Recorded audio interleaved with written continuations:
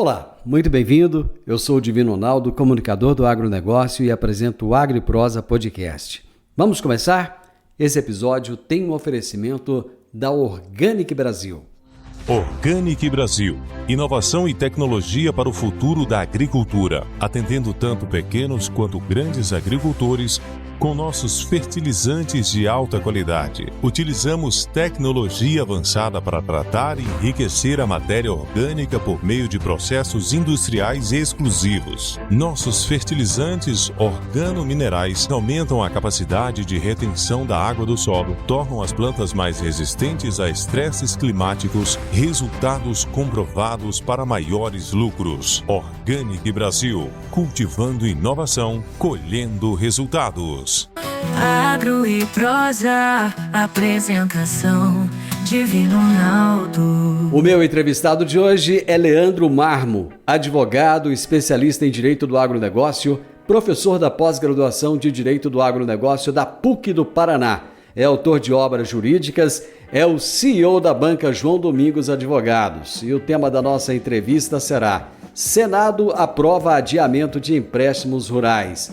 Fala, Leandro, tudo bem?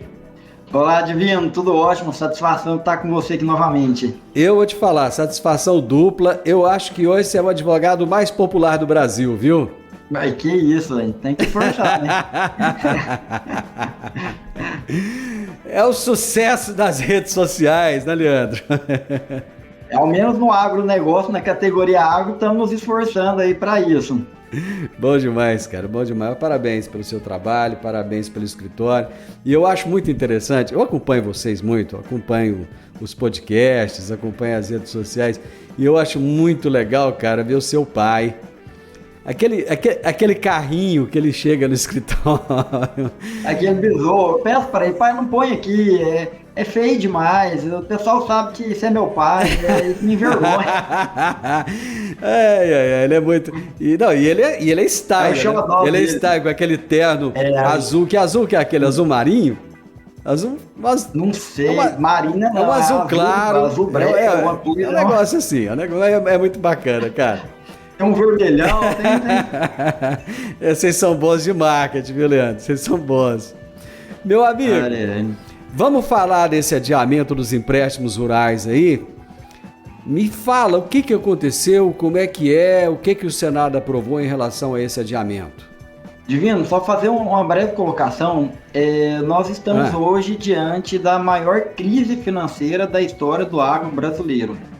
Ela tem uma gravidade que não está sendo comunicada pela mídia, ela não tem como ser mensurada pelos órgãos oficiais, porque há muita maquiagem na questão contábil dos bancos, mas ela é muito grave. Para você ter uma ideia, de mais de 5 milhões de produtores rurais que nós temos no Brasil, mais de 90% deles, na nossa análise de atuação em todo o Brasil que nós temos de forma especializada, mais de 4 milhões e meio desses produtores rurais, eles constituíram um passivo, uma dívida de um tamanho e com um custo que a margem de lucro que eles tiveram no ano passado, em 24, que vão ter no ano que vem e por aí por diante, é insuficiente para eles conseguirem pagar essas dívidas com a produção.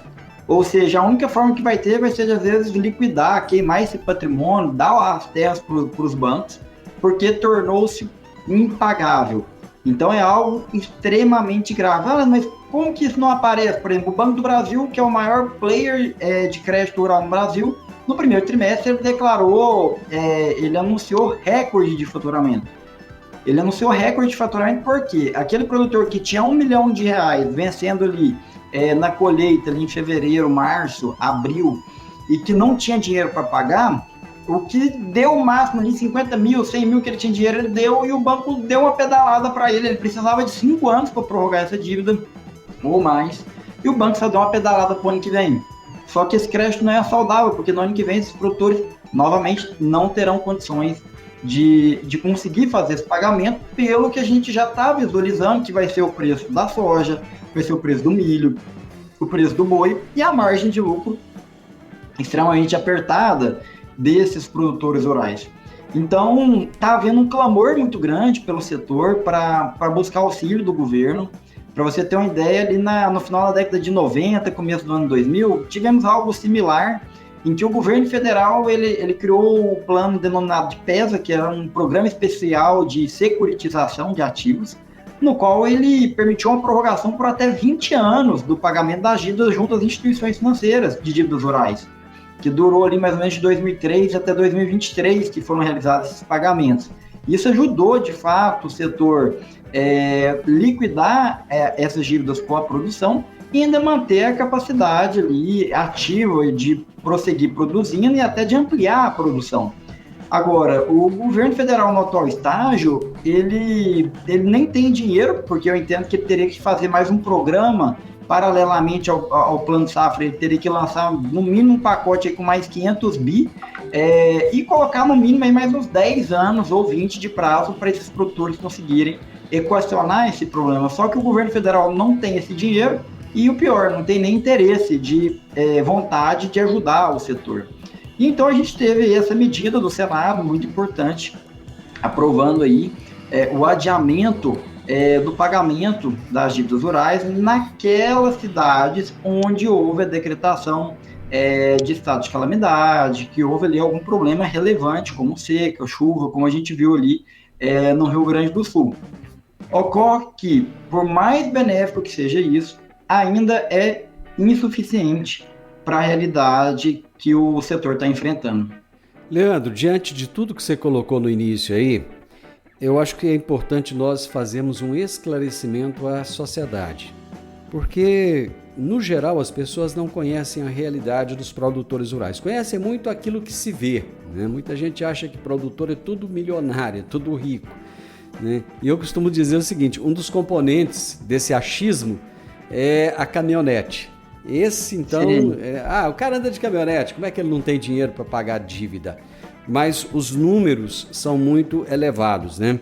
Eu gostaria que você colocasse a importância, isso para que as pessoas que não são do agro entendam, a importância dessa prorrogação de prazo, desses 10 anos, 15, 20 anos que você colocou aí, e por que isso pode, em não acontecendo, por que isso pode trazer um problema financeiro para o país como um todo? Vamos lá, Divino. Imagina um produtor rural que tem uma dívida hoje de 50 milhões de reais e hoje qualquer produtor pequeno, médio, tem uma dívida nesse patamar. Uma dívida de 50 milhões, o custo efetivo total dela por ano, entre juros, valor gasto com projetista, entre outros, não sai menos do que 15%, ou seja, uma dívida de 50 milhões, 15% é 7 milhões e meio ao ano só de custo dessa dívida. Esse produtor rural que tem essa dívida, ele não está tendo uma margem de lucro líquida na operação dele sequer suficiente para pagar esses juros. Ele deveria ter no mínimo ali 10 milhões para cima para ele conseguir pagar os juros e ainda liquidar uma parte do principal para que ele pudesse visualizar ao longo dos anos que ele teria condições de liquidar isso em 10 anos, por exemplo.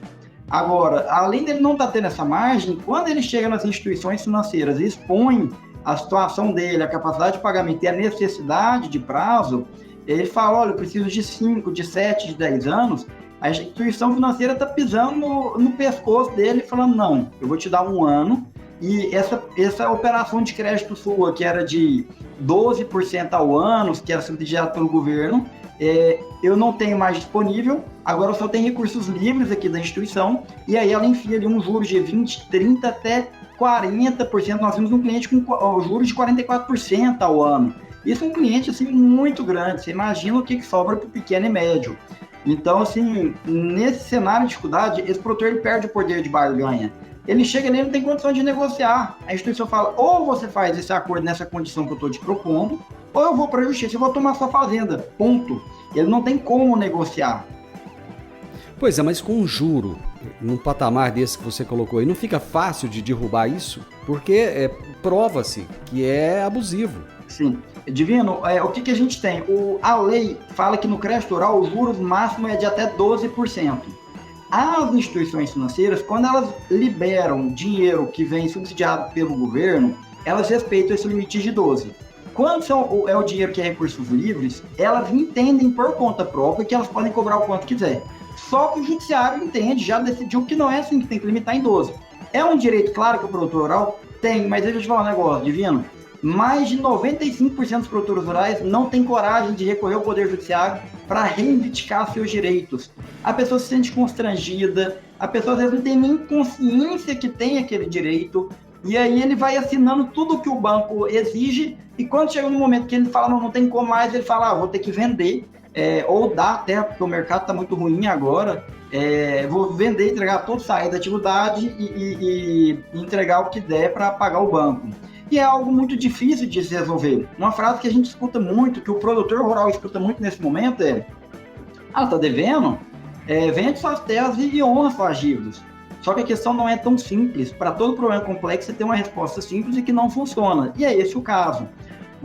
Nós tivemos aqui um cliente, produtor rural, com 80 milhões de dívida. E ele com a fazenda no Tocantins de 100 milhões de reais. Ele tentou de todas as formas, falou, não vai ter jeito. Eu vou ter que vender a terra, pagar os credores e sair da atividade, enfim, ter que tocar outro negócio. Colocou a fazenda à venda. Passou 1 mês, 2, 3, nada de receber proposta.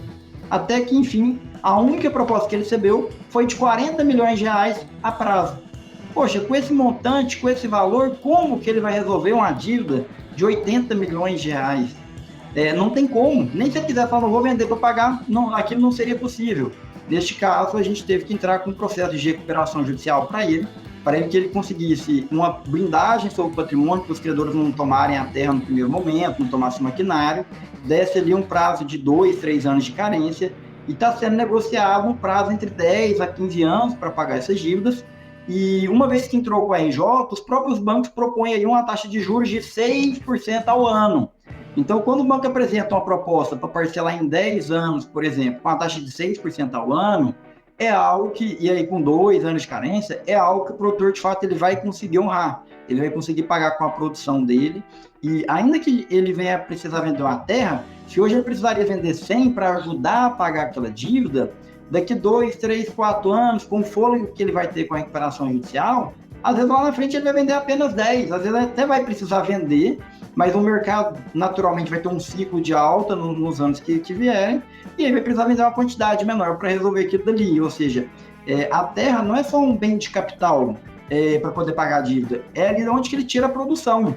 Então, se você tem uma empresa com dívida, não é só você falar assim, vamos resolver o problema, vende a empresa, vende a fábrica, vende o motor da empresa. Você não pode, fica meio lógico, você dificulta ou impede que ele consiga efetivamente continuar produzindo e levantar recursos para honrar com as obrigações, se ele perder aquele bem que é justamente ali, vamos dizer, da onde que ele tira a renda dele.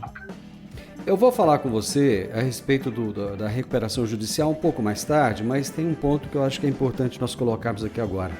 Todo mundo que eu entrevisto aqui que digamos assim, contra a recuperação judicial, diz que o produtor, a partir do momento que ele opta pela RJ, que ele não vai ter mais as portas dos bancos abertas para ele. Você já colocou uma outra situação aí, que o produtor pediu a recuperação judicial e que depois o banco vai oferecer algo com juro mais barato para ele.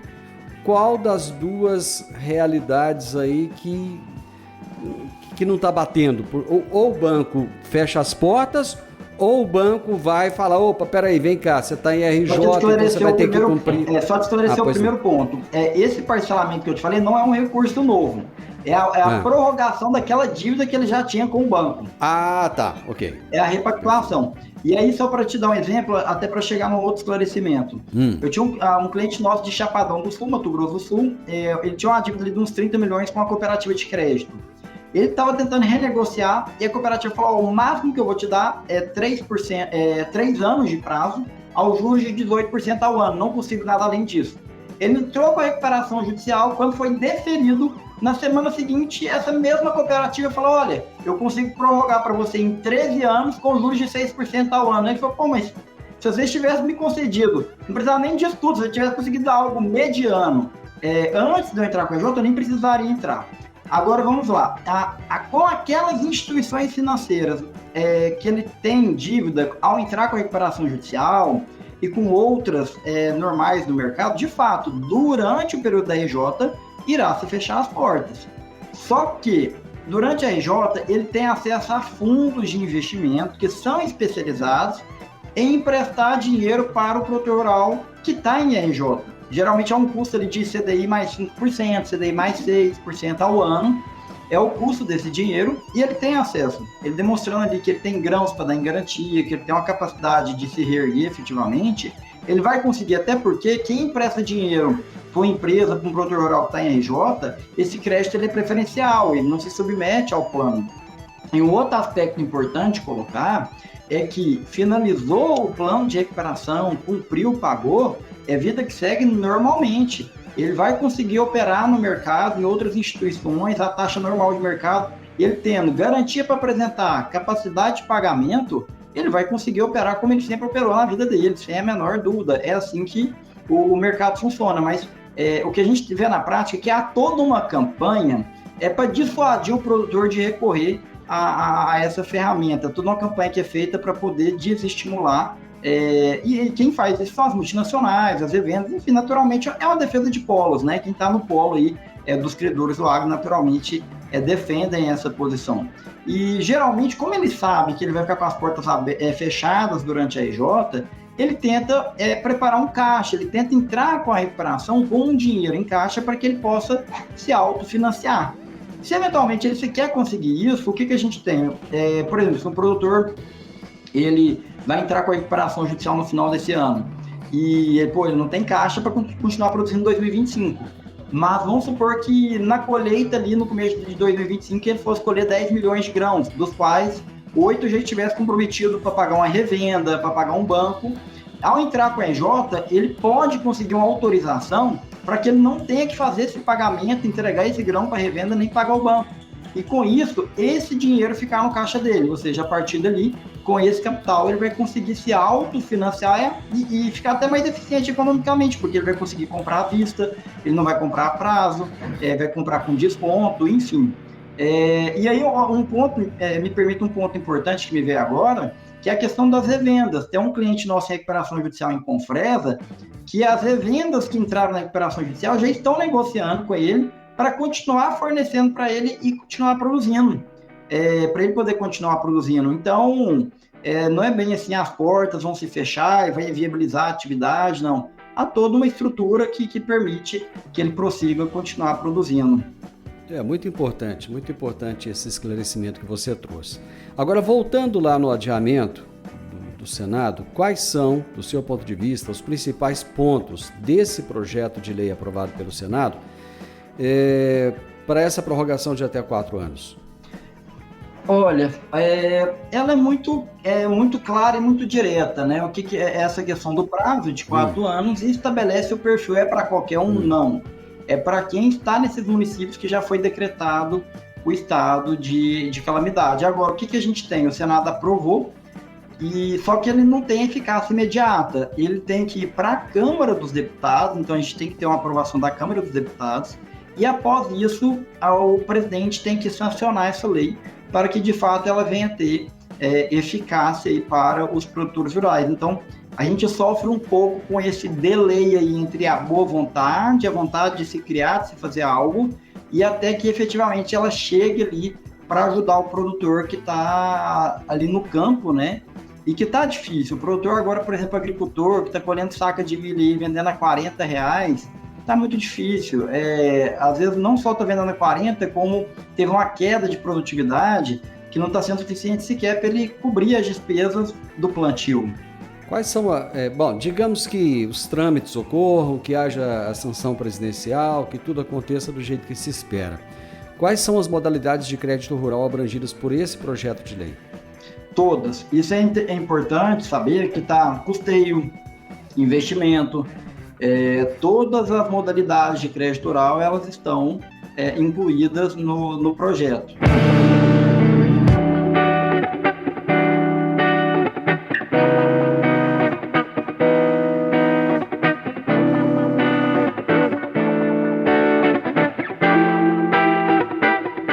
Você falou de municípios, né? Quais critérios devem ser atendidos para que os municípios sejam elegíveis para esse adiamento das parcelas de empréstimos?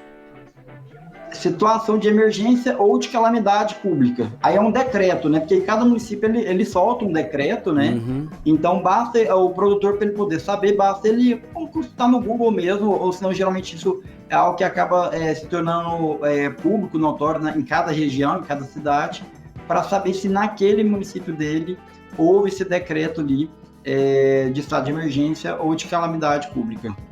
É importante, eu até fiz essa pergunta, porque eu me lembrei do caso de Montevidéu, em que o prefeito de Montevidéu parece-me que tentou entrar com um pedido de calamidade pública. Não, aliás, foi o contrário. O sindicato rural do município queria que o prefeito entrasse, né, com pedido lá de calamidade pública, e o prefeito falou que não, que achava que aquilo não era bem a realidade do município dele. E houve até uma certa assim, animosidade entre os produtores rurais e o próprio prefeito do município. Pois é, isso é desafiador, porque isso é depender desse decreto, né, para poder ter acesso ao benefício. E lembrando que os produtores do Rio Grande do Sul são um caso à parte, né? Porque no caso deles, nem se prorrogar por 10 anos, Leandro, eles não conseguem pagar, né? Não, Divino. O pessoal, o que é o contexto lá? Eles já vinham de 2 secas muito fortes, aí teve as enchentes agora, então a gente tem uma família lá que a gente está atendendo em recuperação judicial, que eles já estavam, após essas 2 secas, e essas enchentes, enfim, eles já estavam com 150 milhões de reais de dívida. Eles já estavam com a dívida que, assim como a maioria dos produtores rurais no Brasil, já era impagável com a produção. Com o que aconteceu agora, ficou algo assim, eles tinham uma quantidade enorme de grãos que ficaram no armazém que até hoje não tem acesso. Até hoje não tem como mandar caminhão lá para poder fazer o transporte e a venda. Isso a gente está falando ali de uns 15 milhões de reais, mais ou menos, em grãos, que estão presos ainda. Então, lá é extremamente desafiador, exige-se recurso da ordem de centenas de bilhões de reais para auxiliar. O Antônio da Luz, que é o economista-chefe lá da Farsul, que é da Federação do Agro do Rio Grande do Sul, ele já tinha apresentado desde a primeira semana, quando ocorreu a tragédia, reuniu com o ministro da Agricultura e apresentou uma proposta, falou, olha, os produtores vão precisar, primeiro, prorrogar isso aí por uns 15 anos, vai ter que ter, eu acho que ele tinha sugerido, não lembro se era 3 ou 5 anos de carência, uma taxa de juros bem barata, e além disso, vão precisar de uma linha de crédito especial de investimento, de reconstrução, porque você imagina, devia ter muito produtor que a lama que veio cobrindo ali a propriedade não é tipo terra ok, é uma terra que não é fértil. Então, assim, às vezes ele levou anos corrigindo o solo para chegar num ponto de produtividade ok. E aí essa lama, esse substrato que veio e que sedimentou por cima ali, ele não é apropriado para o plantio. Então ele vai ter que gastar novamente com correção de solo, uma série de coisas. E que ele não tem de onde tirar esse dinheiro, ele já está aqui, ó, endividado com a corda no pescoço, ele não tem limite no banco mais para operar. Então, o cenário lá, assim, é dramático. Para a grande maioria dos produtores, é um cenário extremamente dramático e desafiador. Eu vi o caso de um pequeno produtor rural que ele tinha uma plantação de cana e que a plantação dele foi completamente soterrada. E no meio da cana tinha piscina, pedaço de parede, tudo que você pode pensar de entulho foi para o solo dele. E ele falava, olha, acabou, nunca mais eu vou ter condições, talvez nunca mais seja tempo demais, né? Mas durante muitos anos eu não vou ter condições de trabalhar esse solo, eu não vou ter condições de fazer com que isso aqui produza qualquer coisa.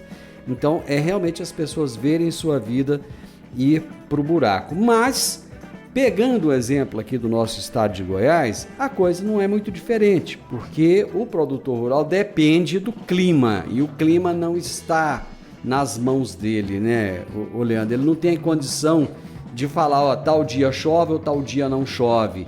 E a partir disso, ele fica sujeito a todas essas intempéries que a gente tem enfrentado aí nos últimos anos, né? Exatamente. Houve uma queda de produtividade muito acentuada para a maioria dos produtores na safra do começo do ano, na safrinha agora também, pelos relatos que a gente tem recebido.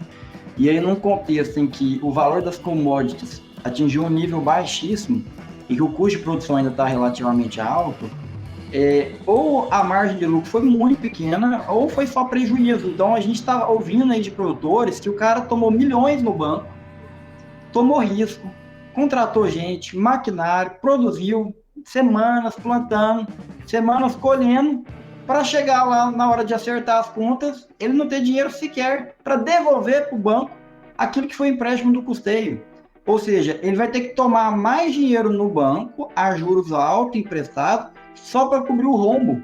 Então, aí é um cenário de um produtor que a dívida dele está aumentando, não é porque ele está fazendo alguma coisa errada, não é porque ele está comprando caminhonete, não é porque ele está sendo um mau gestor, mas por conta das circunstâncias, de variáveis desfavoráveis que vão se conectando e que impede de ter lucro. Ele está tendo prejuízo trabalhando duro, trabalhando de manhã, de tarde, de noite, se esforçando para fazer dar certo, movimentando, produzindo alimento. O alimento não deixa de chegar na mesa das pessoas.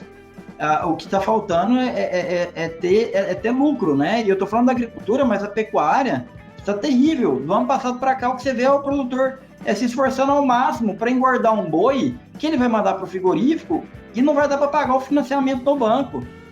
Então, para quem é pecuarista, por exemplo, só pecuarista, a conta também não está fechando. E quanto maior a quantidade de gado que tem, maior é o prejuízo. Você acredita que o presidente vai sancionar essa lei do adiamento? Porque o Haddad está o tempo inteiro falando para ele que não tem dinheiro e querendo taxar tudo.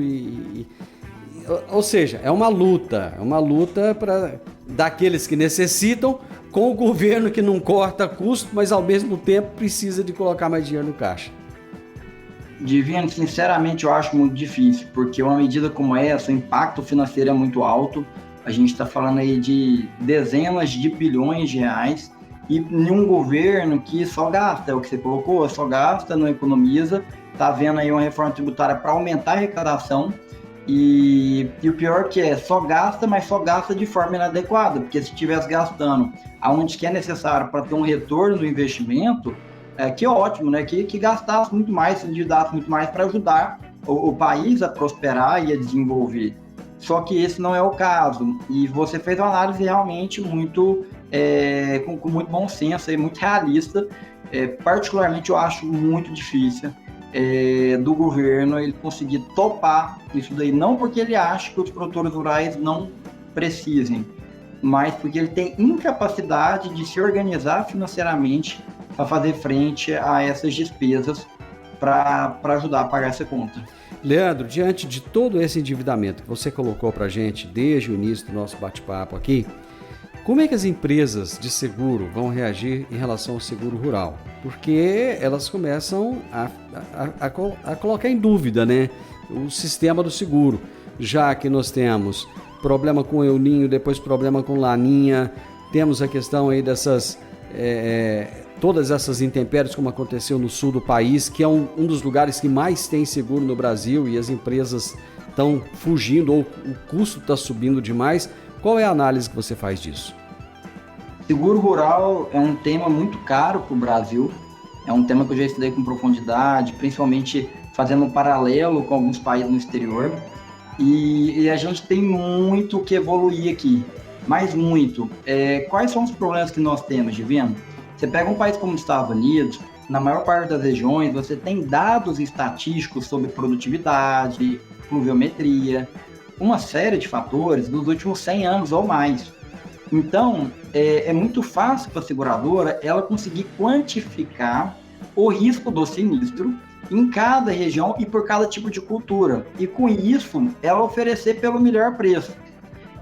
Além desse aspecto, o governo americano ele subsidia muito a contratação desse seguro. Ele subsidia, salvo engano, quase que 90%, em alguns casos 100% da contratação desse seguro. E esse seguro, terceiro ponto lá nos Estados Unidos, ele via de regra, ele não vai, por exemplo, aqui no Brasil, se o cara tem uma perspectiva de colher 70 sacas, ele faz um seguro lá no banco que fala que vai garantir 40 sacas. Mal vai garantir o custo de produção apenas. Lá nos Estados Unidos não, se ele tem uma perspectiva e há estatísticas que falam que ele poderia produzir 70, há formatos de seguro que vão garantir a renda de 70 sacas. Produza ele ou não a 70, ele vai ter essa renda, produziu 30 sacas. Ele está tranquilo, porque ele vai ter a compensação financeira por aquilo ali. E isso não existe aqui. Então, o nosso seguro aqui, ele é muito caro, ele não faz a cobertura adequada. O governo subsidia muito pouco para ajudar o produtor a pagar isso daí. E, por último, quando o seguro está adequado, o produtor tem um sinistro e ele tem todos os fatores para ele reivindicar, a seguradora sai correndo e faz de tudo para não pagar a pólice. Arruma desculpa, dá laudo falando que aquela quebra foi por outro fator que não está previsto na cobertura. E aí você imagina, o produtor rural ele tem que pagar a conta na semana seguinte. A revenda já está cobrando ele ali sob pena de fazer uma busca e apreensão. Como que esse cara vai processar a seguradora e ficar aí 5, 10 anos com a brila? Até lá ele já quebrou, já virou pó. E lamentavelmente as seguradoras sabem disso e agem de forma inadequada. Por último, quanto a esse problema do seguro, o que eu vejo acontecendo muito, Divino? Os bancos que operam o crédito rural têm uma prática de fazer a venda casada do seguro junto, de embutir o seguro ali. Só que quem negocia seguro, formalmente coloca que é, por exemplo, a BB corretora, a BB seguradora que faz ali, que intermediou. Só que você não tem, de fato, a figura de um corretor que o gerente chama, uma pessoa especializada em seguro, que chega e fala, Divino, vem aqui, deixa eu entender sua propriedade, me fale os talhões que você tem, aonde que geralmente dá problema de queda, aonde que é melhor da gente pôr ou não pôr seguro. Se eu fizer um seguro aqui que vai te garantir 40 sacas, tá ok? Você fala, não, eu preciso de um de 50, de 55. Então, assim, não há uma adequação. Como é feita uma venda casada, imposta e truculenta de qualquer forma, o gerente só engata um seguro ali que o produtor muitas vezes nem sabe o que está naquela pólice. Ele não sabe quais são os talhões, qual que é a área que está guardando, ele não sabe exatamente o que está garantindo, ou se ele sabe, ele não tem nem como negociar. Fala, não, eu queria um seguro melhor de uma outra seguradora. O gerente fala, não pode. Você tem que contratar com a nossa seguradora e a opção que a gente tem é essa. Então, assim, nossa, é um tema muito caro para o produtor rural, porque através do seguro você poderia ajudar em muito segurar as pontas e evitar esse nível que a gente chegou de superendividamento, porque esse nível de endividamento ele não é feito da noite para o dia, ele é construído ao longo dos anos, ao longo das quebras de safra, das quedas de rentabilidade, porque às vezes o produtor tem uma safra excelente, mas o preço vai lá embaixo, poxa, com soja R$ 95, quem que ganhou dinheiro vendendo soja R$ 95? Ninguém conseguiu ganhar. Então, é um somatório de desafios que o produtor tem, juros muito altos, custo financeiro, uma série de fatores, que leva ele a chegar no patamar que ele se encontra hoje. Então, só para concluir, o seguro rural é uma ferramenta que poderia contribuir demais para evitar o aumento do superendividamento do produtor rural e evitar até que ele chegasse a esse quadro. Poderia fortalecê-lo economicamente, só que a gente tem que evoluir muito. Há uma aversão das seguradoras ao risco, até pelo que você colocou, que houve ali no Rio Grande do Sul, né? Vai ter uma aversão porque o custo dos sinistros é extremamente elevado, você tem um risco, uma volatilidade muito difícil de ser adequadamente quantificada, e eu acho que o principal fator que a gente tem é o nível de subsídio que o governo dá para ajudar o produtor a contratar esse seguro, é um nível muito baixo.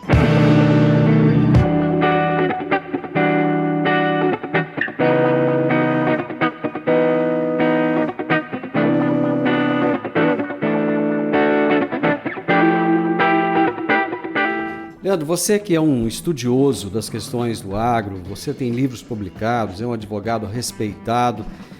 Que medidas adicionais você acredita que são necessárias para garantir essa sustentabilidade no longo prazo do setor agrícola brasileiro? Nossa, Divino, você diz medidas por parte do governo ou por parte do produtor? Por parte do governo, que o governo poderia ser. Vamos começar por parte do governo e depois por parte do produtor. Sim. Vamos lá, Divino, por parte do governo, a gente tem essa questão do seguro, tem que haver um programa, um intuito do governo em trabalhar isso junto à iniciativa privada para se estruturar, fortalecer uma estrutura de seguro agrícola no Brasil que realmente vá cobrir as necessidades do produtor, vai cobrir uma produtividade adequada, vai cobrir as mais diversas culturas que a gente tem, para que possa assegurar essa melhor rentabilidade desse produtor rural. Segundo ponto, o governo tem que fiscalizar a forma como os bancos estão operando no crédito rural, o Plano Safra. Ah, o plano de saúde está liberando 500 bi para o produtor. Cara, tá liberando nada, aquilo ali está indo para os bancos, está indo ali, a forma com que aquele dinheiro está indo, ele não é saudável para o produtor, ele é saudável só para o banco. Ele tem que fiscalizar, pô, tá aplicando 12%, tá cobrando 20%, 30%, vamos cobrar aí para poder adequar isso daí. Terceiro, a gente tem um problema muito grave no agro, no crédito rural, que é a operação da venda casada no crédito rural. As pessoas não medem isso daí, não fazem as contas, mas eu te afirmo com toda segurança que a gente tem algo aí entre 25 a 50 bilhões de reais todos os anos que são desviados pelas instituições financeiras que operam crédito rural, que ao conceder empréstimo, elas obrigam o produtor a ter que desviar ali algo entre 5 a 10% do capital para comprar um seguro, para comprar um título de capitalização. E isso impacta demais na margem do produtor. A margem do produtor é apertada. Divino, você imagina um produtor que pega um empréstimo de 100 mil reais com a taxa de juros de 8% ao ano.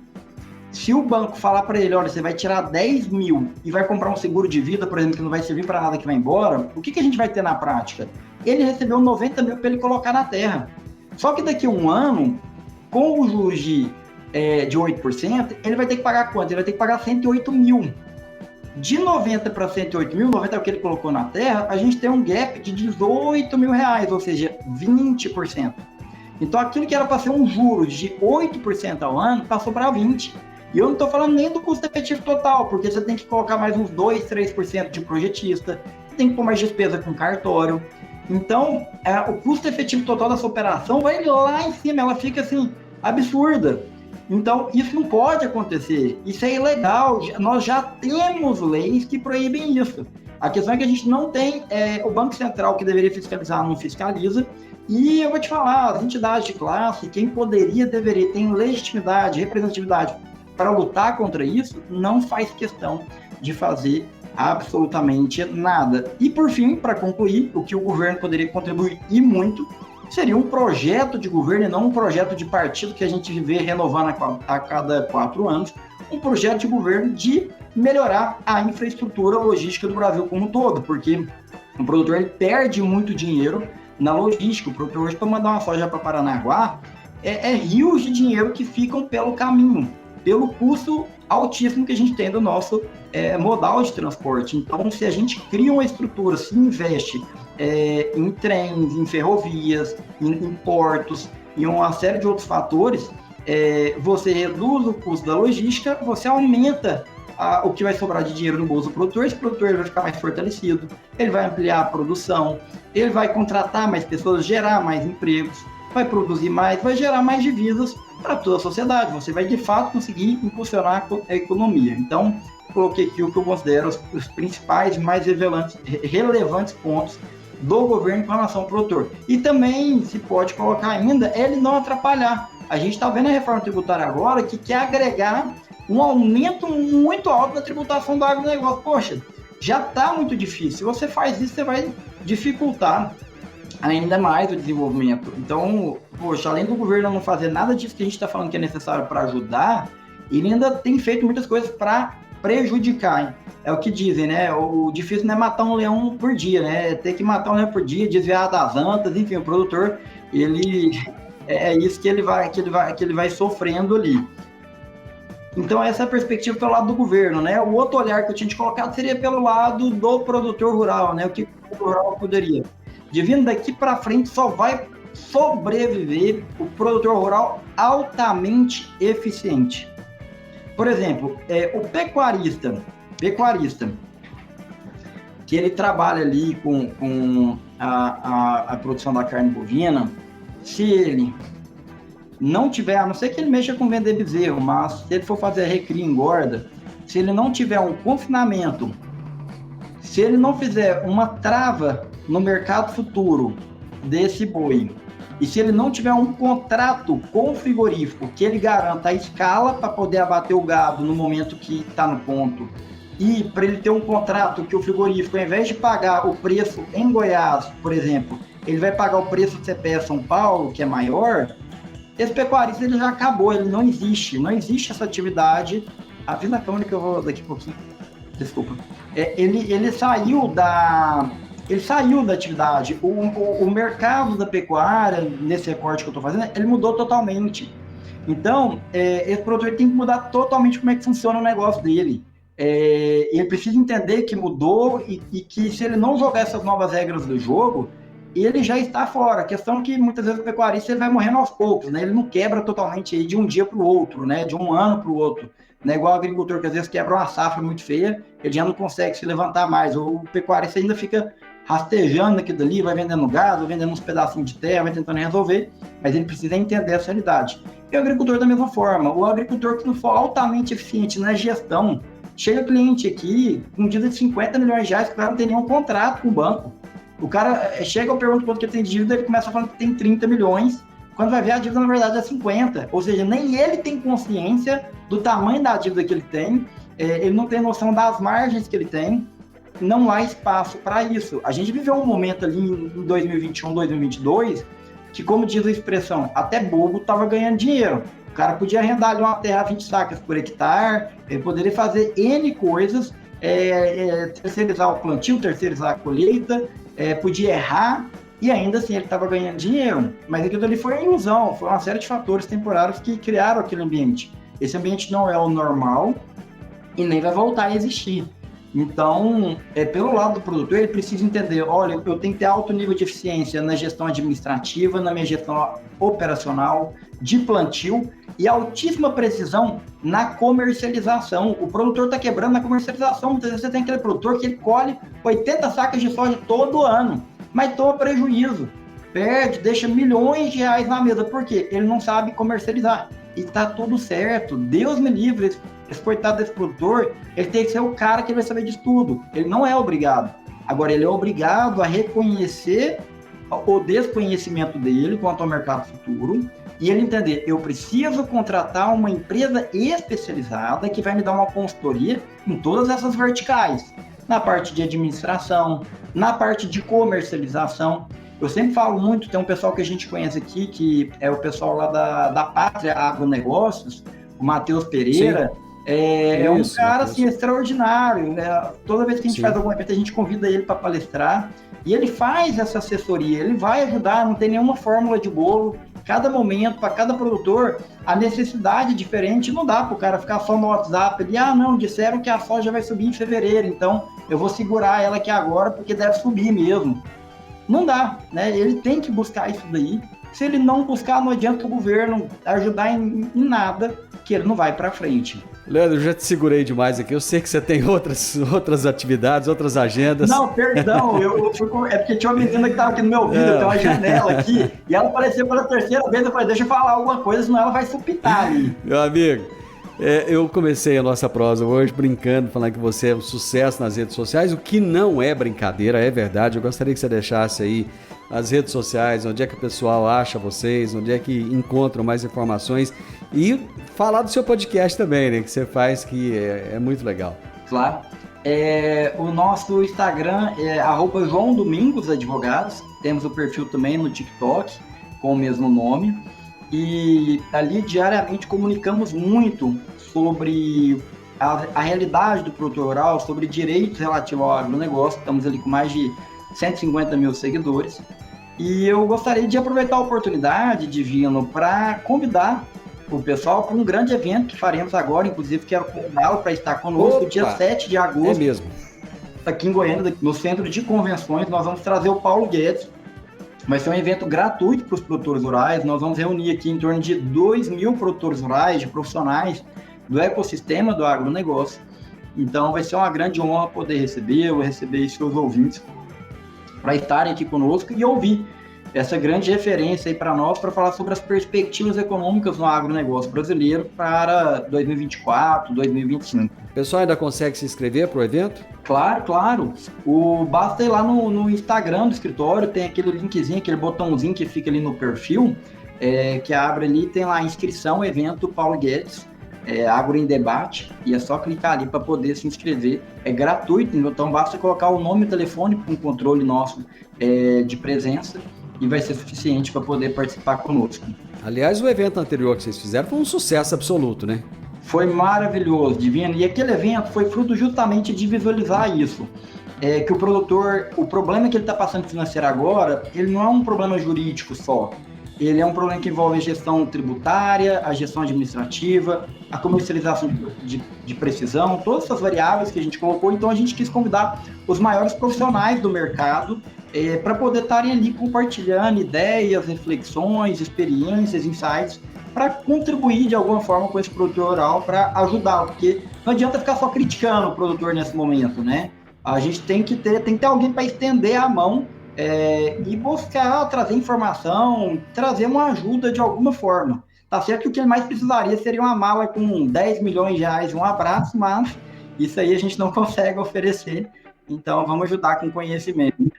Meu amigo, parabéns pelo trabalho que você realiza em prol do produtor rural. Muito obrigado pelo tempo que você disponibilizou. Sucesso no evento. Eu já me inscrevi, viu? Vai ser muito bom. Um abraço. Será uma honra recebê-lo aqui. Grande abraço, Divino. Fica à disposição sempre. Eu conversei com o Leandro Marmo, que é advogado especialista em Direito do Agronegócio, professor de pós-graduação de Direito do Agronegócio da PUC, e é autor de obras jurídicas e CEO da banca João Domingos Advogados, PUC do Paraná. E o tema da nossa entrevista foi, entre outros assuntos, Senado aprova adiamento de empréstimos rurais. O podcast Agro e Prosa tem o objetivo de falar do agronegócio de forma fácil, simples e descomplicada.